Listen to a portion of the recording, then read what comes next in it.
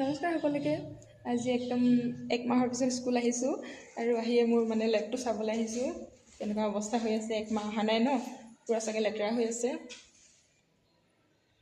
কিতাপবোৰ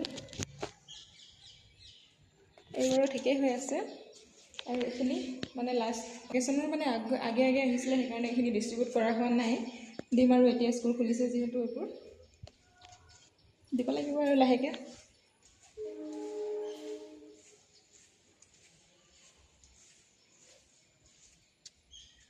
গোটেই মানে অৱস্থা এইবোৰ কাহিল হৈ আছে, মানে এনেকুৱা ধূলি হৈ আছে নহয়। এতিয়া সাৰি ল'ব লাগিব মই।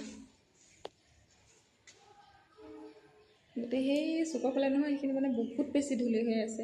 মানে এইফালৰ পৰা আছে মোৰ ভেণ্টিলেশ্যন, কোনফালৰ পৰা মানে ধূলি সোমাই নাজানো, বহুত বেছি ধূলি হয়। এতিয়াতো এক মাহ নাই অহা আৰু মানে অৱস্থা বেয়া। এদিন স্কুল মানে নাহিলে, এতিয়া আজি ক্লাছ কৰিছোঁ নহয়, আজি সাৰিছোঁ, কাইলৈ মানে বহুত বেছি ধূলি হৈ যায়। যিহেতু এক মাহততো মানে ক'ব নালাগে। আৰু এইখিনি সাৰি ল'ম। নিজৰ লেব যেতিয়া নিজেই চাফা কৰিব লাগিব ন, ইয়াতে মানে ষ্টুডেণ্টখিনি অকল ক্লাছ কৰিবলৈ এটা ক্লাছৰ কাৰণেহে আহে, তো সেইকাৰণে সিহঁতক মানে এইবোৰ কৰিবলৈ দিব বেয়া লাগে। নিজৰ লেব আৰু যিহেতু বেছিভাগ সময় মই ইয়াতে থাকিব লগা হয়, সেইকাৰণে চাফা কৰি ল'ম আৰু নিজেই। এতিয়া মই এইখিনি সাৰি লওঁ দেই। Bye bye.